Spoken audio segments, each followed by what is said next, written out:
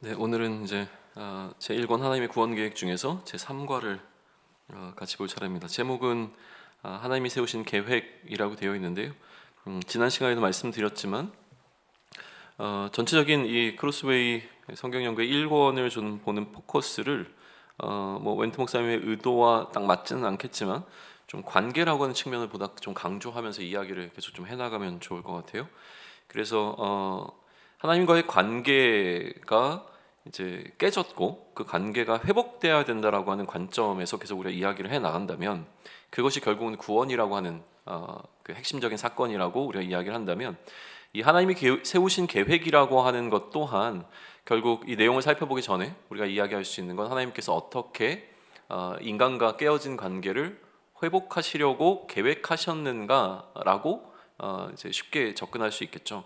그러니까 이제 앞으로 우리가 보게 되어지는 것은 하나님께서 어떻게 계획하셨고 그 계획을 실행해 나가시는가에 관한 것을 살펴보게 될 거예요. 어떻게 보면 뭐 이 3과까지 좀 전체적인 이 1권의 서론에 해당한다고 좀 생각하시면 될 것 같습니다. 4과부터는 좀 더 디테일하게 이제 하나님께서 어떻게 인간의 인간의 그 역사 가운데 들어오셔서 하나님의 일하심을 나타내시는가에 대한 구체적인 상황들을 좀 더 우리가 살펴보게 될 거니까요. 이제 오늘까지 서론이라고 좀 생각하시고 좀 편안하게 우리의 마음들을 좀 이렇게 집중해 가시면 좋겠습니다. 네. 이제 이 첫 번째 그림을 좀 보게 되시면 이 관계, 우리가 지금 기본적으로는 관계에 관한 이야기를 좀 하자고 했잖아요. 그러니까 하나님에 대한 관계를 얘기하기 전에 인간들의 관계에서부터 한번 생각해 보시죠. 관계에서 지금 뭐가 발생했냐면 문제가 발생했습니다. 그죠? 관계에서 문제가 발생했어요. 대부분 우리 사이에 일어나게 되는 문제는 어떤 경우에 생기냐면 관계에 있어서요. 대부분의 경우는 이렇게 뭐 딱 정의 내릴 수는 없겠지만 오해가 발생하는 경우가 많습니다. 오해가 있을 때 이제 문제가 되죠. 물론 뭐 잘못을 행했을 경우에는 분명히 그것으로 인해서 발생하는 오해도 있지만 많은 오해는 상대방을 잘 모를 때 발생하는 것이죠. 그러니까 잘못을 범하는 것도 상대방을 잘 알기 때문이 아니라 잘 모를 때 발생하는 경우들이 많기 때문에 우선 비중을 이렇게 더 가보자고요. 인간관계에 문제가 생겼습니다. 그 문제의 많은 부분은 상대방에 대한 오해에서 출발을 합니다. 그러니까 이 오해를 풀기 위해선 먼저 우리는 상대에 대해서 명확하게 알 필요가 있다라고 하는 그 출발선에 한번 서보는 거죠.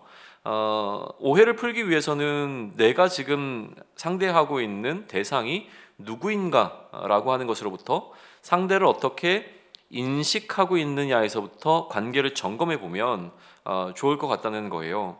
그래서 하나님이라고 하는 이 대상도 마찬가지로 접근을 해서 좀 출발을 합니다. 내가 하나님과의 관계에 뭔가 문제가 있다라고 한다면 그 안에 혹시 오해되고 있는 부분은 없는가를 좀 점검해 보자는 거죠. 그래서 먼저는 이 하나님이라고 하는 대상을 내가 어떻게 이해하고 있는가 라고 하는 것에서부터 이야기를 좀 풀어본다고 한다면, 그리고 나서 이제 하나님께서 자신을 스스로 어떤 분으로 말하고 계시는지를 우리는 이제 들어보려고 하는 거죠. 먼저 하나님께서 스스로 자신을 우리에게 어떤 분으로 알려주시고 있는가라고 하는 것을 이야기하기 전에 내가 하나님을 어떻게 이해하고 있는가를 점검하면서부터 좀 출발해 보자는 거예요. 그래서 서론적인 이야기가 아직도 진행이 되고 있는 거예요. 근데 이 이야기를 풀어가는데 해리 웬트 목사님은 굉장히 흥미로운 접근 방식을 사용을 합니다. 굉장히 탁월하셨다는 생각이 좀 들어요. 뭐냐면 모자라고 하는 모티브를 가지고 설명을 해나가죠. 모자. 그래서 옆에 그림을 보시면 이제 모자들이 다 나와 있어요. 혹시 어릴 때 이런 것을 갖고 놀아보신 분들이 계신지 모르겠는데 이게 이제 종이 인형이라고 흔히 불렀던 것 같아요. 그래서 이 한 사람, 여기 이렇게 한 사람이 있는데 이 사람에게 이거를 이제 오려가지고 씌우는 방식으로 이제 놀았죠. 그래서 옷도 입히고 뭐 인형, 종이 인형에다가 이제 옷을 입히면서 놀았던 기억들이 아마 있으실 것 같기는 한데요. 아무튼 그런 방식입니다. 그래서 만약에 이 대상에게 모자를 씌운다고 한다면 어떤 모자가 어울리겠는가라고 하는 건데, 지금 이 대상 자체가 지금 하나님이죠. 그러니까 하나님께 어떠한 모자를 씌우면 어울리겠는가라는 질문을 좀 던지면서 사용하고 있어요. 모자가 대부분 인간의 어떤 직업을 나타내는 경우가 굉장히 많습니다. 모자는 직업과 굉장한 밀접한 연관을 갖고 있죠. 그래서 모자를 쓰고 있는 것만으로도 그 사람이 어떠한 역할을 감당하고 있는가라고 하는 것을 우리는 알 수가 있기 때문에 이 모자를 지금 뭐라고 부르냐면 인격성의 모자라고 지금 부르고 있어요. 그래서 단순히 직업을 나타내는 것이 아니라 인격을 나타내는 모자라고 한번 생각을 해보고 하나님께 모자를 씌운다고 한다면 나는 어떤 모자를 씌울 것인가? 라고 하는 이야기를 지금 풀어가고 있는 거예요. 첫 번째, 여기 1번에 보게 되면 첫 번째 모자는 뭡니까? 이거는 학위 모자입니다. 우리가 학사, 석사, 박사 학위를 받게 되어질 때에 그 졸업할 때 쓰게 되어지는 모자가 이제 학위 모자죠.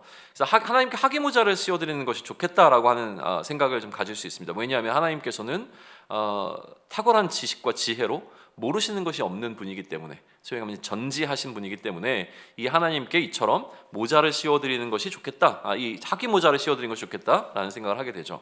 이 두 번째 모자는 뭡니까? 우리에겐 좀 생소한데요.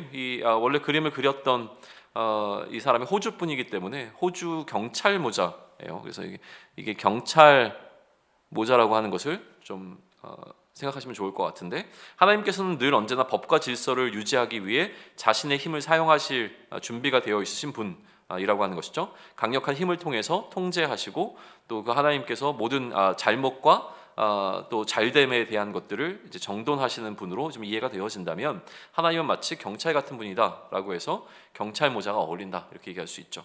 세 번째 모자는 뭡니까? 이거는 이제 요리사 모자. 요즘에는 이제 셰프라고 하니까 이제 요리사 셰프 모자를 좀 씌워드리면 좋겠다. 근데 뭐 요리를 잘하시기 때문이라고 하는 것이 아니라요. 우리의 이제 일용할 양식을 책임져 주시는, 그래서 우리가 먹고 마시는 문제를 늘 해결해 주시는 하나님이시니까 언제든지 내가 원할 때마다 먹을 것을 제공해 주시는 그런 어떤 주방장, 요리사, 또 셰프의 모자가 어울릴 것이다라고 생각을 하는 거죠. 네 번째 모자는 뭡니까? 제가 말씀드렸지만 제가 잘하나 못하나를 점검하지 마시고 산타클로스 모자죠. 그러니까 왜 산타클로스 모자를 씌우냐면 산타클로스라고 하는 이미지는 늘 우리에게 선물을 주는 존재이잖아요. 그러다 보니까 이제 하나님께서는 내가 필요한 것을 요구할 때마다 항상 이제 주시는 분으로서의 그 하나님의 이미지가 산타클로스랑 참 잘 어울린다라고 하는 생각을 하게 되는 것이죠. 그리고 이제 다섯 번째 이 모자는 뭐예요? 네, 요술사, 마술사들이 쓰는데 저는 미키마우스가 항상 쓰고 있던 것이 잘 생각이 나기는 하는데요. 아무튼 뭔가 요술을 부리고 마술을 부리는 사람에게 적절한 이 모자여서 흔히 이제 마법사 모자라고 불리는데, 왜 그러냐면 하나님께서는 인간이 할 수 없는 어떤 일들, 이적과 기적과 같은 것들을 항상 늘 일으키시며 우리의 생각을 뛰어넘는 방식으로 일하시는 분이고 우리를 그렇게 놀라게 하시는 분이기 때문에 하나님께는 이런 마법사의 모자가 참 잘 어울릴 것이다 라고 하는 생각을 하게 되는 거죠. 여섯 번째 모자는 무엇입니까? 왕관이죠. 그러니까 왕관이니까 하나님께는 이 왕의 이 관이 가장 잘 어울린다라는 생각을 하는 거예요. 뭐 설명이 필요 없죠. 하나님께서는 나에게 왕과 같은 존재이시기 때문이라고 하는 설명을 할 수 있고요. 일곱 번째 모자는 우리에게 좀 생소합니다. 이 모자는 청교도 모자라고 불려요. 청교도들이 썼던 모자인데 굳이 이것을 왜 했냐면 이제 아무래도 우리에게는 좀 생소하지만 서구 문화권 속에서는 청교도는 굉장히 좀 익숙한 대상이죠. 우리에게는 뭐 가시라든가 뭐 이런 것들이 훨씬 더 익숙하겠지만 밀짚 모자 이런 게 익숙하죠.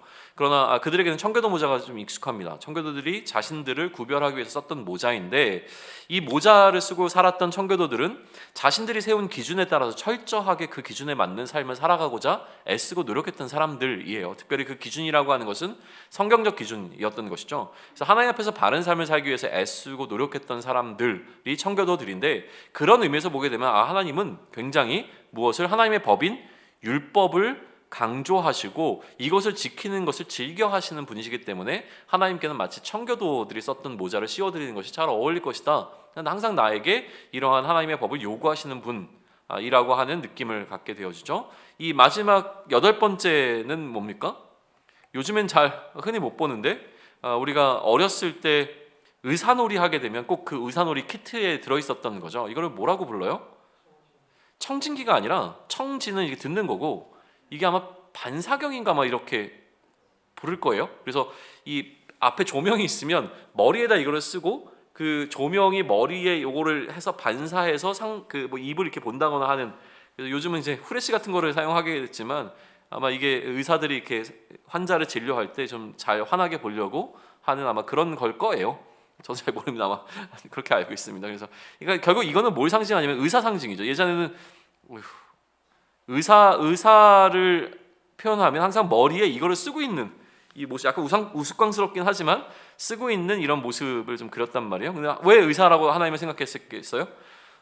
늘 치료해 주시는 분이라고 하는 하나님의 이미지가 있었기 때문에 이 치료자로서의 하나님을 생각할 때 이렇게 표현이 되어집니다. 아까도 얘기했지만 이러한 모자는 하나님의 직업을 나타내는 것이 아니라 하나님의 인격성에 대한 부분이라고 얘기를 했어요. 그 사람의 인격을 표현할 때 가장 적절한 모자가 뭐겠느냐라고 하면서 인격성의 모자라고 하는 이 타이틀로 이야기를 풀어나간 거죠. 그런데 이 하나님의 인격이라고 하는 것은요, 흔히 우리는 뭐라고 부르냐면 하나님의 속성 혹은 성품이라고 하는 좀 신학적 용어를 사용합니다. 그러니까 하나님이 어떠한 분이신가, 하나님은 인격적인 존재인데 그 인격에게 어떠한 속성, 다시 얘기하면 어떠한 성품이 있는가라고 하는 것을 이야기할 때 이런 표현들을 사용하게 되어져요. 그래서 지금 여기 나오고 있는 이 모자들은 하나님의 직업을 나타내는 것이라기보다는 하나님의 어떠한 속성과 성품을 가지고 계시는가라고 하는 것을 드러내는 여러 가지 속성들 가운데서 내가 가장 중요하다고 혹은 나에게 가장 가깝게 와닿아 있는 것이 무엇인가를 질문해보는 질문인 거예요. 다시 한번 돌아보시죠. 학위모자는 그런 의미에서 보이는 하나님의 어떤 속성을 나타내겠습니까? 하나님의 전지하신 속성을 드러내게 되겠죠. 그리고 하나님의 경찰모자는 뭘 나타내겠어요? 하나님의 공의로움이라고 하는 부분들을 나타낼 수 있을 거예요.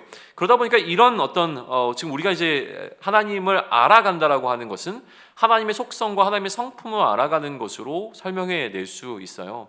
근데 이 중에서 어떤 것이 정답이다라고 하는 걸 이야기하는 건 아니에요. 이 중에서 하나님의 속성이 과연 무엇이냐, 1번부터 8번까지의 보기 중에서 하나를 선택하시오, 혹은 내가 중요하게 생각하는 것은 무엇인지를 선택하시오라고 하는 것보다 이런 거죠. 하나님의 속성에 해당하는 모든 것을 고르시오 라고 하게 되면 1번부터 8번까지가 사실은 다 하나님의 속성이라고 이야기할 수 있을 거예요. 단 한 가지 모자가 아니라 지금 주로 우리는 어떤 대상으로 나에게 인식되고 있는가라고 하는 질문을 위해서 이렇게 좀 표현을 한 거죠. 그런데 하나님께서 실제로 딱 한 번 우리가 이제 볼 수 있는 이 뭐랄까요, 모자를 쓰신 적이 있다라고 설명을 해요. 근데 그 모자는 하나님께서 스스로 쓰신 것이 아니라 사람들이 만들어서 그 하나님께 씌운 것이라고 하는 것이죠. 그리고 그 모자를 씌울 때 사람들은 하나님을 향하여 조롱과 멸시를 했다라고 하는 거죠. 그렇게 씌워진 모자가 바로 가시면류관이라고 하는 거예요. 가시면류관. 이런 접근은 진짜 탁월한 것 같아요. 그죠?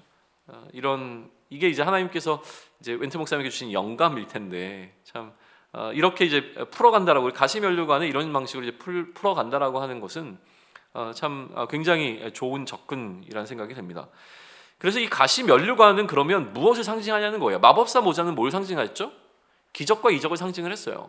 그리고 왕관은 뭘 상징했어요? 하나님의 통치를 상징했다면 이 가시면류관은 그럼 과연 뭘 상징하겠어요? 인간들이 가시면류관을 씌운 것은 조롱과 멸시였습니다. 그렇다고 해서 이 가시면류관이 조롱과 멸시를 상징하는 거겠어요? 뭘 상징할까요?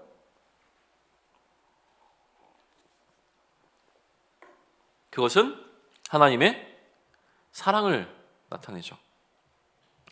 예수님께서 이 가시면류관을 쓰셨다는 것은 하나님의 사랑을 나타내는 것으로 이제 설명이 되어집니다. 그래서 멘트 목사님은 이 하나님의 속성을, 하나님의 성품을 여러 가지로 설명할 수 있겠지만, 그러나 그 모든 속성 가운데서 가장 중요한 근간이 되어지는 혹은 가장 뼈대가 되어지는 속성을 사랑이라고 이야기를 합니다. 그 사랑을 굉장히 이제 강조해 나가요. 이 부분을 좀 이해하시면서 교재를 보시면 좋을 것 같아서 굳이 설명을 드리는 거예요.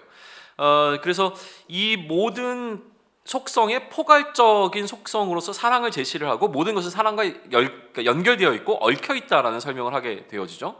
그래서 하나님을 한 문장으로 정의 내린다라고 한다면 멘트 목사님은 하나님은 사랑이십니다라고 하는 문장을 뽑을 게 너무나 분명해요. 저는 이 하나님에 관한 이야기를 누군가와 나누게 될 때 항상 그렇게 얘기합니다. 당신에게 하나님은 어떠한 분이신지 좀 한 문장으로 표현해 보세요라는 이야기를 해요. 그러면 그 사람이 이해하고 있는 하나님에 대한 실질적인 고백이 나옵니다. 어떤 사람은 나에게 하나님은 늘 힘을 주시는 분이세요라고 한다면 하나님은 그 사람에게는 사실은 그런 분이에요. 내가 하나님께 사랑을 못 느끼지만 하나님은 늘 나에게 힘을 주시는 분이에요 라는 설명을 할 수 있다면 하나님은 그에게 능력자인 것이죠. 하나님은 나에게 늘 은혜를 베풀어 주세요 라는 좀 이해를 하고 있다면 그 사람에게 하나님은 그런 분이에요. 그러니까 우리는 한번 좀 생각해 보실 필요가 있어요. 이 그림을 이제 잠잠히 뭐라고 하죠? 살펴보면서 생각해 보는 거죠. 나에게 하나님은 어떠한 분이시지? 우리가 신학적으로 혹은 신학적으로 뭐 이렇게 알고 있는 것들 다 내려놓고 그냥 나에게 하나님은 어떤 분이시지라고 하는 것을 한번 생각해 보고 누군가 나에게 너에게 하나님은 어떤 분이야? 라는 질문을 던진다면 나는 뭐라고 대답할까라고 하는 부분을 한번 생각해 보시면 좋겠다는 거예요. 이게 첫 번째 이 그림이 우리에게 던져주고 있는 질문입니다. 두 번째로 갈까요? 자, 아까 얘기했지만 이제 처음 등장하고 있는 이 첫 번째 이미지 이거는 뭐예요? 이게 가시면류관을 상징하고 있어요. 하나님께서 유일하게 쓰셨던 모자, 그리고 그것도 인간이 씌워 드렸던 조롱과 멸시를 담아 씌워 드렸던 이 모자, 바로 이게 가시면류관. 이걸 이제 그림으로 한 거죠. 그리고 이 가시면류관을 모델로 해서요. 이게 하나의 모델이 되어서 그래서 이 옆에 있는 이 그림, 이게 상당히 중요한 그림입니다. 이거를 이제 만든 거예요. 그래서 이게 하나의 상징이죠. 요즘에는 뭐 아이콘이라는 것도 말하긴 하는데 일단은 상징입니다. 하나의 상징을 이렇게 만들었어요. 그럼 이 상징은 뭘 의미하냐면 이 상징 자체가 일단 하나님을 상징해요. 그래서 이 교재에서 앞으로 이 마크가 이 상징 이 그림이 나오게 되면 이것은 하나님을 상징하는 것이다라고 이해를 하시면 돼요. 그러면 이 안에 지금 까맣게 동그라미 하나가 그려져 있는데 이 까만 동그라미는 과연 뭘 의미하느냐는 거예요. 일반적으로 기독교에서 하나님을 상징적으로 표현할 때 가장 많이 썼던 것이 이 원입니다.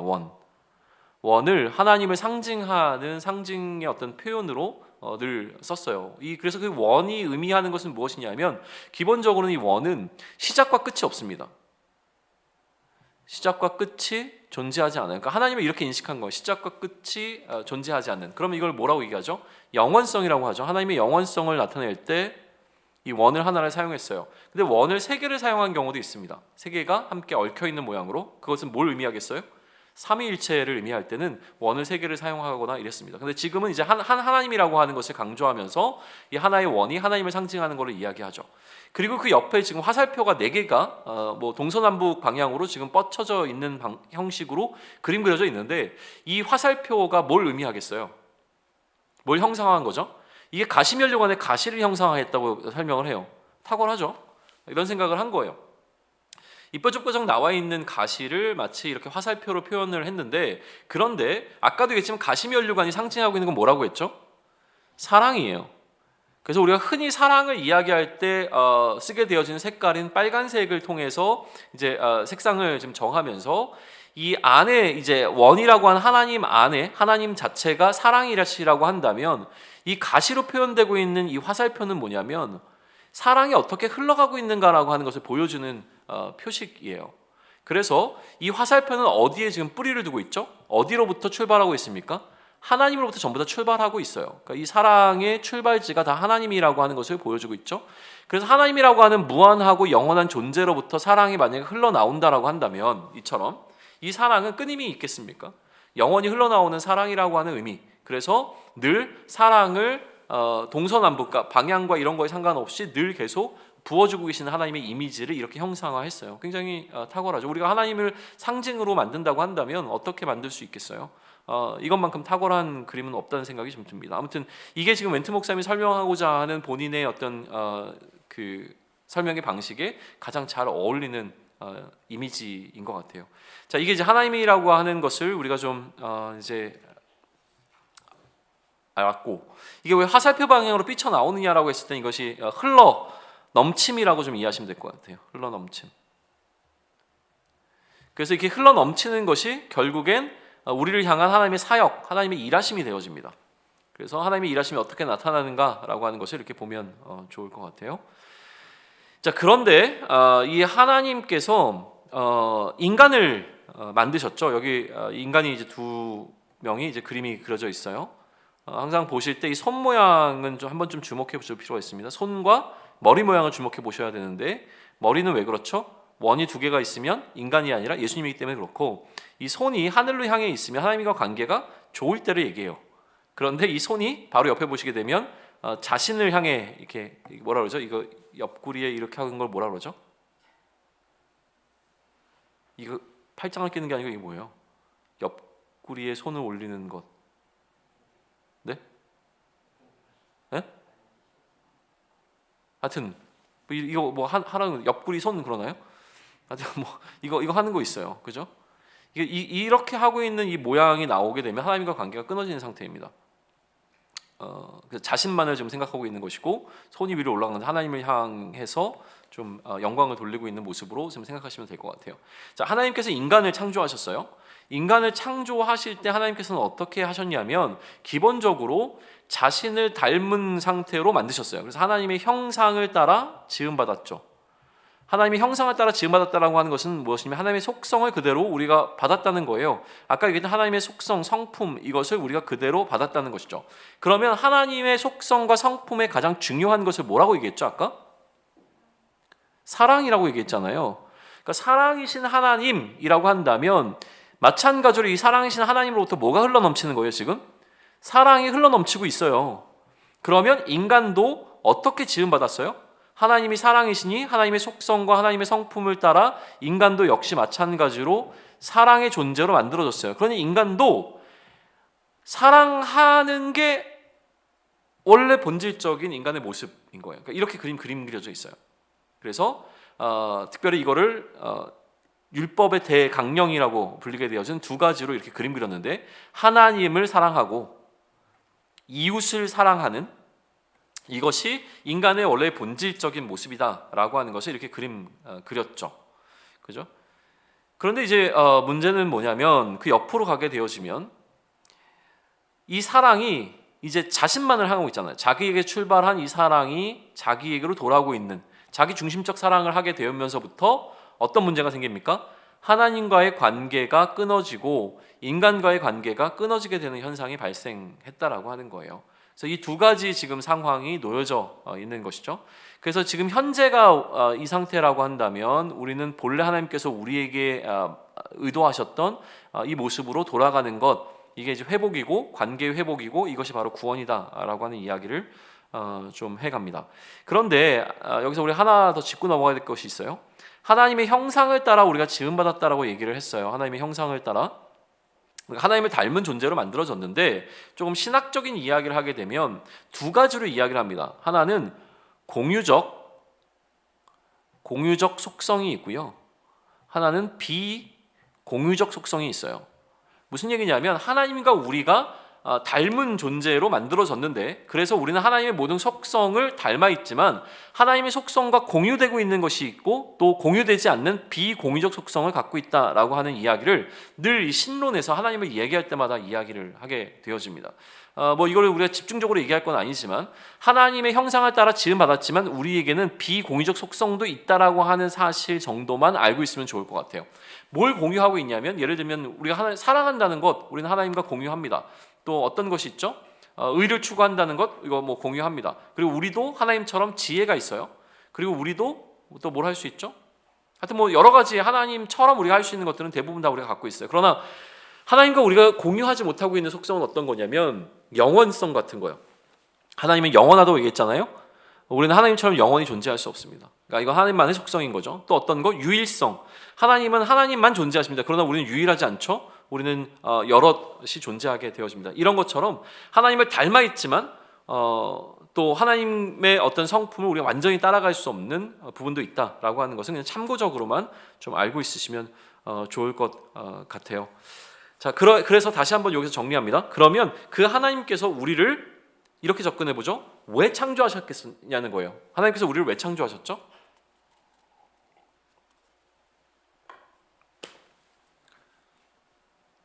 그거 너무 어려운 질문이에요. 그렇게 가지 말고요. 하나님께서 우리를 창조하셨어요. 왜 창조하셨는가가 아니라 하나님께서 우리를 창조하셨을 때 그러면 왜 하나님을 닮은 존재로 만드셨는가에 대한 질문을 던져보죠. 그럼 이제 답할 수 있죠. 하나님께서 우리를 만드셨어요. 우리를 만드실 때 왜 하나님을 닮은 존재로 만드셨을까요? 그냥 만드시면 되는데. 짐승들은 그렇게 만들지 않았는데 왜 유독 인간만 하나님을 닮은 존재로 만드셨을까요? 어떻게 답하실 수 있겠어요?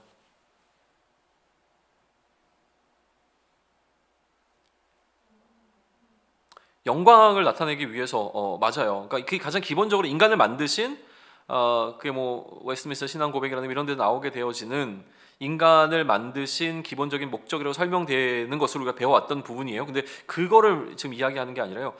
하나님께서 우리를 만드신 이유는 하나님께 영광을 돌리기 위해서라는 건 분명해요. 근데 영광을 돌리기 위한 존재로 만든 인간을 왜 하나님을 닮은 존재로 만들어내는 거예요?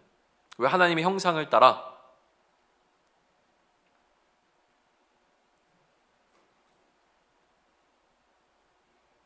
하나님과 조금 다른 존재로 만들어도 되는 거 아니에요? 하나님의 형상을 따라 지었다라고 하는 것은 결국은 하나님의 속성과 성품을 담게 만들었다고 하는 것인데, 그러면 하나님께서는 인간이 어떻게 살기를 원하셨냐면 하나님처럼 살기를 원하셨어요. 하나님이 되라라고 얘기하신 것이 아니라 하나님처럼 살기를 원하셨는데, 하나님은 어떤 존재라고 얘기했죠? 사랑이에요. 그러니까 사랑이신 하나님께서 사랑하심으로 우리를 만드신 것과 마찬가지로 우리도 이제 하나님처럼 사랑하면서 살기를 원하신 거죠.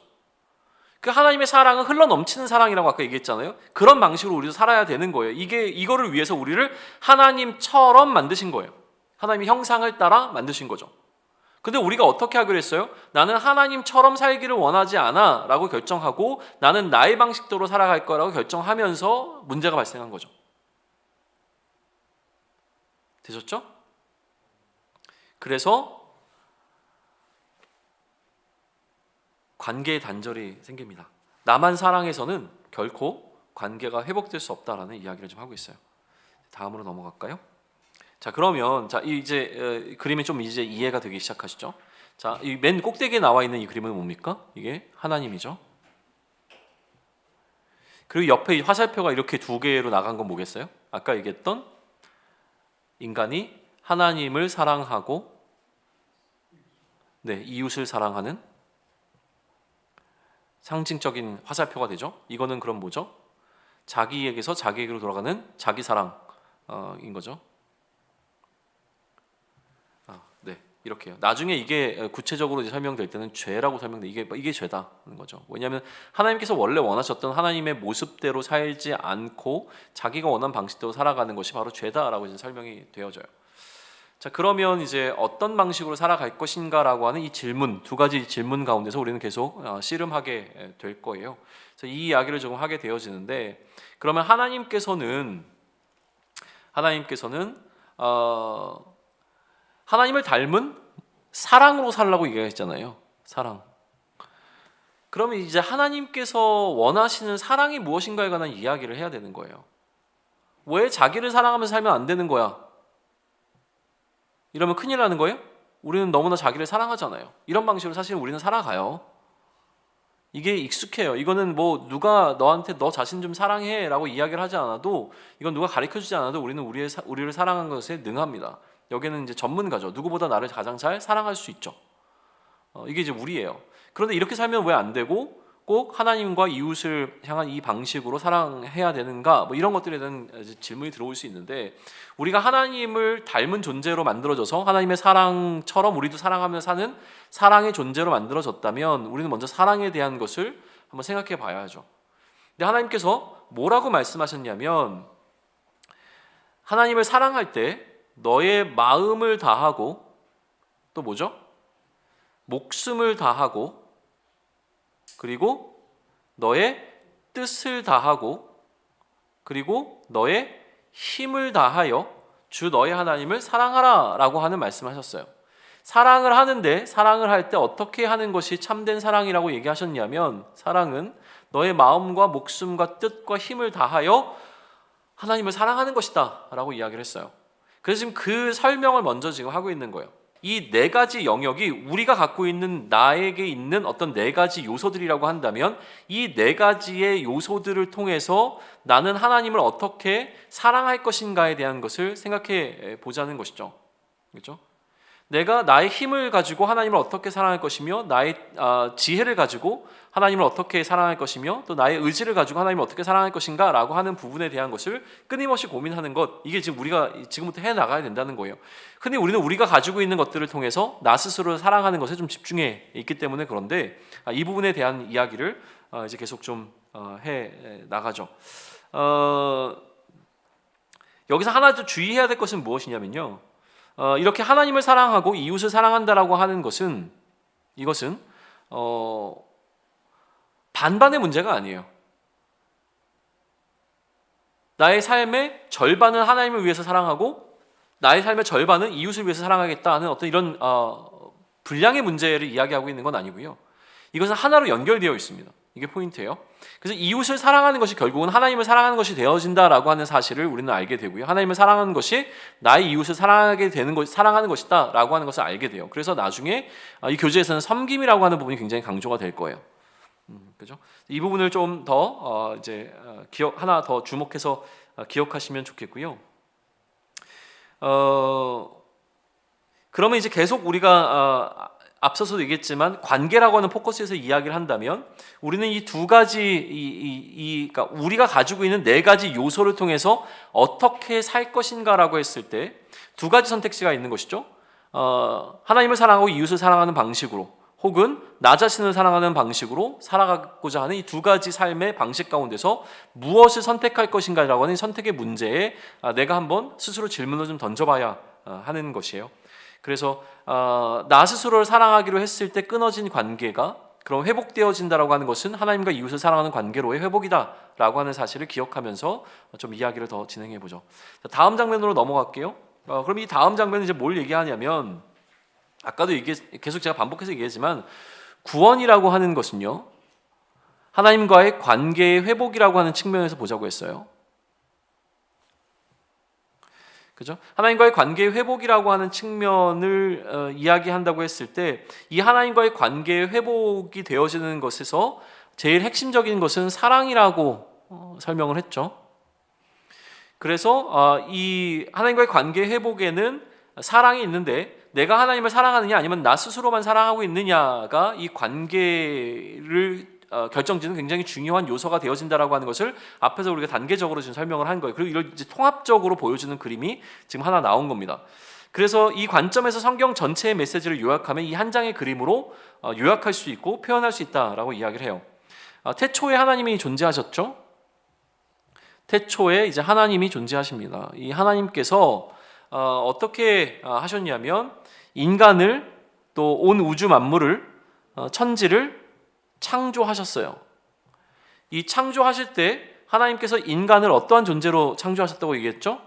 하나님의 형상을 따라 지음받은 존재로. 그래서 하나님처럼 어떻게 살아가는 존재로? 사랑하는 존재로. 자, 다시 시작할게요. 태초에 사랑의 하나님께서 천지를 창조하셨습니다. 근데 이 천지를 창조하실 때 하나님께서 특별히 인간은 어떻게 창조하셨냐면 하나님의 형상을 따라 지음받은 존재로 만드셨어요. 그래서 하나님처럼 사랑하는 존재로 만드셨죠. 그런데 이 하나님과의 관계가 깨어져 버렸습니다. 어떤 일이 발생하면서 인간이 스스로 자신만을 사랑하기로 결정하면서, 그러면서 하나님과의 관계가 깨어지고 인간과의 관계가 다 깨어진 거예요. 그러면 이 관계의 깨어짐,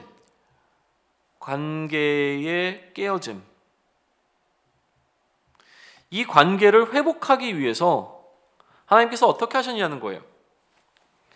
이 관계를 회복하기 위해서 하나님께서 친히 육신을 입고 인간의 모습으로 우리 가운데 오신 사건이 있어요.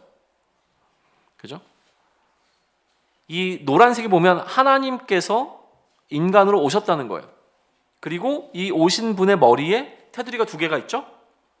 그래서 이게 이제 예수님이 되어지는 것인데, 자, 보세요. 그래서 본래 의도는 그런 식으로 지금 그림 그려진 건 아닙니다. 그러나 이제 제가 이제 관계라고 하는 것에 집중하면서 이 그림을 제 나름대로 지금 계속 설명을 드리고 있는 건데, 예수님께서 오셔서 이 관계의 매개체가 되어 주셔서 다시 이 끊어졌던 관계가 회복되고 있는 게 보이세요? 화살표가 예수님을 통해서 다시 이어지고 있는 것이죠. 그러니까 관계 회복은 예수님을 통해서 이루어졌어요. 이분이 누구냐면 예수님이잖아요. 그죠? 근데 예수님이 어떤 존재로 오신 거예요? 그리스도로 오신 거예요. 어떤 그리스도? 약속된 그 그리스도. 그 그리스도로 오신 거죠. 그죠? 그리스도는 어떤 존재였어요? 세 가지 직분, 그리스도의 왕과 제사장과 선지자. 그러면 이 두 그림을 그냥 그렇게 설명하자고요. 자, 왕이라고 하는 것은 좀 잠깐 놔두고요. 선지자적인 것부터 설명을 하죠. 첫 번째 선지자. 그래서 이 첫 번째 예수님께서 오셔서 행한 것, 예수님의 공생애는 저는 기본적으로 예수님의 선지자적 역할이 굉장히 강조되어 있다고 생각을 합니다. 선지자로서 예수님께서 뭘 하셨냐면 하나님 나라 복음을 전하셨어요. 선지는 뭐예요? 음식이 아니죠. 먼저 아는 거죠. 먼저 알아요. 뭘 먼저 알았어요? 하나님 나라를 예수님께서는 아셨어요. 이미 우리가 경험하지 못한 하나님 나라를 경험하신 분이 바로 예수님이라는 거예요. 그래서 그 예수님께서는 그가 알고 있는 하나님 나라를 우리에게 설명해 주기 위해서 애쓰시죠. 어떻게 설명해요? 이거는 현상적으로 보여줄 수 있는 게 아니고 현재 존재하고 있는 것과 하나님 나라는 완벽하게 지금 다르니까, 그러니까 이 땅에 존재하는 것을 통해서 하나님 나라를 자꾸 설명하세요. 얘들아, 하나님 나라가 어떤지 내가 설명해 줄까? 하나님 나라는 마치 겨자씨와 같아서, 이렇게 설명하는 거예요. 하나님 나라는 겨자씨라고 설명하는 게 아니죠. 근데 설명할 수 있는 방법이 없어요. 그러니까 자꾸 하나님 나라에 대해서 얘기할 때마다 비유를 통해서 설명하세요. 그죠? 우리에게 비유를 통해서 알려주시죠. 나중에 요한은 하나님 나라를 봤어요. 보고 왔는데도 이 땅에 존재하고 있는 우리의 언어로 그 하나님 나라를 설명할 수 없으니까 요한도 마찬가지로 자꾸 비유를 사용합니다. 마치 얼굴은 말이지 사자처럼 생겼는데 사자는 아니야. 이런 방식으로 설명할 수밖에 없는 거예요. 그렇게 설명이 되어지는 거죠. 아무튼 예수님께서는 그 하나님 나라에 대해서 우리에게 자꾸 알려주시는 방식으로 말씀해 주셨어요. 그래서 이 하나님 나라에 초대하셨죠. 이게 선지자적 역할을 하셨다는 거예요. 제사장으로서는 어떤 역할을 하셨습니까? 그래서 예수님께서 인간과, 제사라고 하는 것은 하나님과 인간의 관계를 회복시키는 거잖아요. 그렇죠? 그래서 동물의 피를 통해서 제사를 드림으로 말미암아 인간이 하나님 앞에 섰을 때 죽지 않을 수 있도록, 그 인간의 죄의 문제를 해결할 수 있도록 하는 것이 바로 이 제사가 갖고 있는 역할이었는데, 이것은 매번 행해야 됐던 것이니까 단번에 영원히 유효한 제사를 드린 것이죠. 이 제사를 드릴 때 예수님께서 제사장이 되셔서 이 제사를 집례하셨어요. 또 스스로 그가 제물이 되어주셔서 이 하나님께 드려지는 단번에 죄가 해결되고 영원히 해결되는 그 제사를 드리신 사건, 그게 바로 십자가 사건이라고 하는 거예요. 그래서 이 십자가는 무엇이 예수님의 그리스도로 제사장적인 부분이 강조가 되어지죠. 그래서 요 옆에 보시게 되면 자, 뭐가 있습니까? 이 해골 모양이 있어요. 이게 죽음이에요. 여전히 우리에게는 죽음의 문제가, 죽음으로 우리의 하나님의 죽고 나면 하나님의 관계가 완전히 끊어져 있는 이 죽음의 관계가 계속 이어지고 있는 거예요. 그리고 난 다음에 저는 이제 세 번째 왕이라고 하는 개념을 그러면 어떻게 되느냐? 그 그리스도가 이 땅에 오셔서 그리스도로서 선지자 사역을 하시고 제사장으로서 본인이 해야 되는 역할을 다 감당하고 십자가에 죽으셨어요. 예수님이 하신 일을 다 끝내셨어요. 자, 그러면 우리의 죄의 문제가 해결됐습니까? 해결됐나요? 원리적으로는 해결됐어요.